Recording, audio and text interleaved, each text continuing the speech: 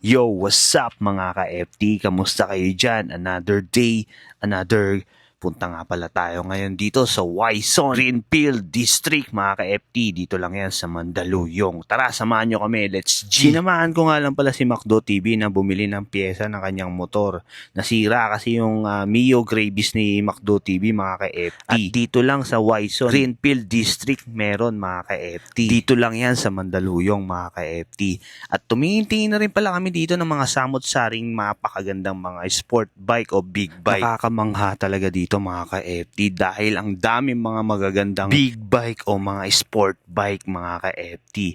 Ang sarap talagang maging mayaman, no? Pero kailangan talaga maghirap muna tayo bago tayo dumanas ng mga sarap. Kailangan talaga paghirapan muna natin mga ka-FT.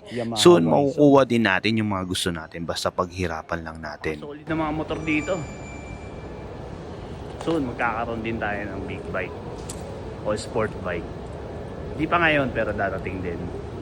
So yun mga ka-FT, ito naman yung mga gear nila, mga riding jacket. Napakaganda nito. Gusto ko rin magkaganto eh. Magkano ba ang presyo nito? Ayun ang presyo niya mga ka-FT oh. 8,690 para sa gantong kagandang riding jacket. So okay din yan mga ka-FT pagka may ganito kayong suot. For safety na rin natin sa ating mga pagdadrive sa long ride.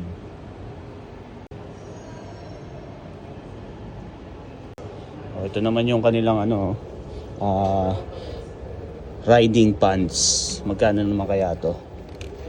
Nagkakalaga naman ng 4,990. Pero napakaganda naman kasi oh. For safety talaga to. May padding niyan sa loob oh.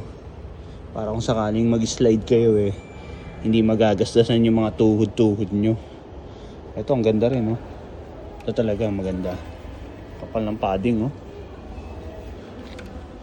So ito naman is 4,999 din. Napakaganda rito. Ano yan eh? So ito naman yung mga nila, tawag dito, helmet. Ito bell oh. Yung may presyo nyo 12,890. Before 15,000 siya. So naka-sale to mga ka-FT. Parehas lang naman eh, no? Ayan oh. Magkano to? 9,990. Ito 999. Mas mura to. ito Anong pinagkaiba? 499 eh. Kasi ko to eh, sikat na brand to itong Bell. Nasobra ng Ito naman si China brand niya kasi. Yun oh, mga ka-FT, ang gaganda ng mga helmet dito oh. Ito yung modular. Natutupi yan. Pwede nga half face, full face. Then may kasama na rin visor oh. So ang presyo naman nitong modular eh 7,490. Yan. Napakaganda. Ito naman yung mga riding shoes mga ka-FT oh. Ang ganda oh. Mga sikat at mayayamang vlogger lang nakakapagsuot nito eh. Ang presyo naman nito mga ka-FT 7,690. Para sa safety rin kasi talaga to eh. Pag ito yung mga suot mo. Napakaganda. Ito, ang ganda rin oh. Ito, mas maganda. Ito, mga nakikita ko lang to sa mga sikat na motor rider vlogger eh. Gaya nila Jawo, nila Katagumpay, tsaka ni Motodeck. Oh, ito naman yung presyo niya mga ka-FT oh. 9,990. Grabe, kapresyo na ng isang magandang cellphone. So ito naman yung mga big bike nila mga ka-FT o sport bike. Ayan yung halaga nyo. Napakaganda oh. Grabe, napaka-brusko ng tindigan. Talagang pag ganito yung dinadala mong motor eh, talagang ewan ko na lang kung di mapapalingon sa'yo lahat. Napakaganda. So ito naman yung isang sport bike o big bike. Halos ganun din yung presyo niya. Kulay lang yata ang pinagkaiba nito eh.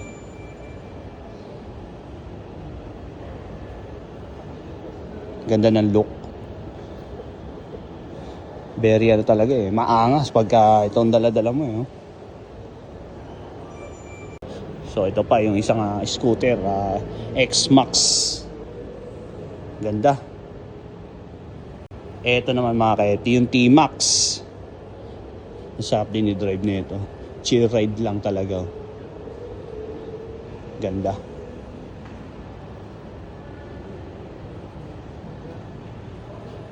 So ito naman yung presyo niya mga ka-FT. Oh. Yan. Grabe no. Halos 1 milyon na rin yung presyo niya.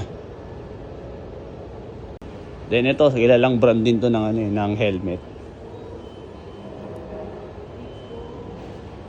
Ito naman yung presyo niya mga ka-FT. 12,999. Then pag may big bike ka na dito, magkano ka, mag-upgrade ka ng mga ano. Yan, kompleto sila dito sa Wison Greenfield. Punta lang kayo dito mga ka-FT. Lahat ng mga gusto nyong pyesa nandito sa ano, Yamaha.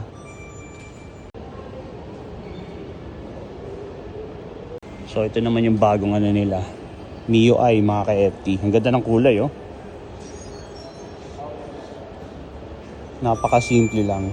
Tsaka ang ganda ng ano niya. Bagay na bagay ito sa mga lady rider.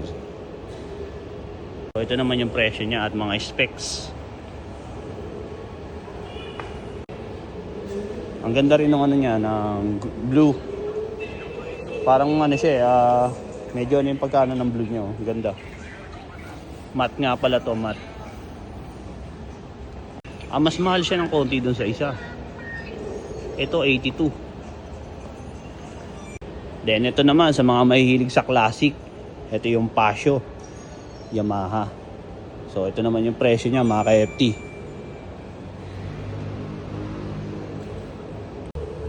Ang ganda rin ng ano niya, ng look netong isang to.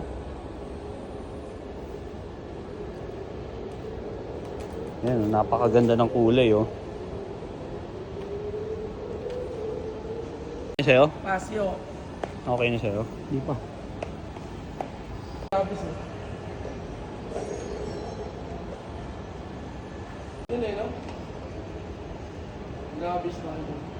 So ito naman yung Mio Gravis. Ito yung bagong ano nila, Mio Gravis nila. Anak natin ito pag ano tayo. Ticket game sa kasi. Ano lang, ang mura lang pala na ito. Magkano yan? 150 lang. Yan, 250. Mura ah. Oh, ito siya oh. Grabe. Walang computation. Ano yung specs niyan? Bakit mas mahal sa ano, X-Max? Ano to eh, sports bike to eh. Sport bikes pang bundok no? Oo. Ito, ang ganda mga ka-FT oh. Ito yung mga ginagamit sa mga ano eh, mga tawag doon. Yung mga lumilipad. Oo. Parang mga motocross. Oo, motocross. Yun, mga ka-FT, ang ganda dito. May bantay sa pampamilyo. Ito, napakaganda rin ito. Talaga eh, no? Mga nakikita ko lang to sa mga mayayaman at mga kilalang vlogger na motorrider vlogger eh. Ito, mga mahilig sa mga sports bike. Yan. Grabe, napakaganda rin nito mga ka-FT oh. Ito naman yung kanyang presyo at yung mga specs. Very aggressive yung mga look nitong mga to. Talagang paggaganto yung dala-dala mo eh. Mapapalingon lahat sa'yo eh. Kailan kaya ako makakabili ng ganito? Ito mga ka-FT. Ang ganda oh. Ganda rin ang presyo niya. Pero napakaganda ng mga specs niya. So ito naman yung mga riding suit sa mga tao dito, mga pangarera, nangangarera. Yan. Tingnan natin magkano yung presyo nito. So itong riding suit na to nagkakalaga ng 49,990. Grabe, 10 piso na lang, 50,000 na.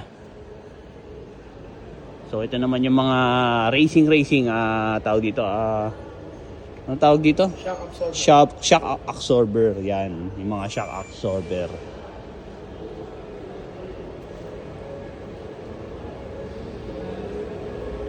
Grabe, napakaganda dito sa Wison Greenfield. Talagang mamamangha ka eh. Lahat ng mga gusto mong motor nandito na. Mga motor ng Yamaha. Grabe, Kompleto napakaganda. pa parts dito. Kompleto ang parts dito mga kepti ah. Pag may mga wala kayong mahanap na part ng motor nyo, punta lang kayo dito sa Wison Yamaha Greenfield. Dito lang yan sa Mandaluyong mga KFT. So hanggang doon na lang mga KFT. Maraming salamat. At big shoutout nga pala dito sa dating katrabaho ko na si Patrick Ayrol. Siya yung nag-assist sa amin para makabili kagad si Macdo TV ng kanyang mga kailangan na pyesa sa kanyang motor na Mio Gray Beast. At may nakita nga pala ako dito mga ka-FT, napakabangis na motor. Parang napanood ko na rin to sa cartoons, anime o sa Ghost Fighter mga ka-FT, yung kalaban ni Eugene nung hinahabol siya nung time na to. Yung may pinipitik-pitik, hindi ko alam kung si Sensui yun mga ka-FT. Hinanap ko nga pala yung tambucho nito at yung kanyang tambucho pala nasa ilalim pala ng kanyang makina mga ka-FT. Grabe. Napakabangis talaga ng motor na to. Sana magkaganto rin ako. Wala namang imposible, basta mangarap at sabayan din ang gawa. Matutupad din natin to. Nandito yung tambocho niya. Wala, makina to. Ito. Yan oh. So nasa ilalim pala yung tambocho niya mga ka-FT. Bali ang bugay pababa. So yun, may nilabas silang motor. May isang tao na naman na maligaya at may bagong motor. This 2026, brand new na Aerox mga ka-FT oh.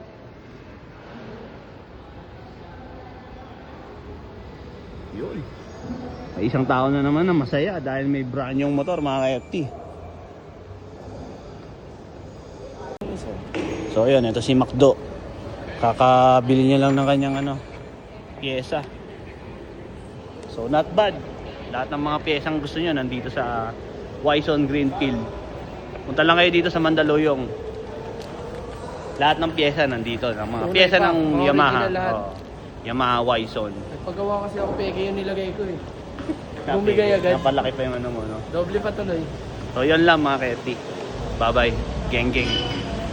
At dito ko na rin pala tatapusin tong video na to. Maraming salamat nga pala sa lahat ng mga followers ko at mga viewers ko. At kung hindi pa kayo nakapollow sa akin, baka pwedeng i-follow nyo na rin ako.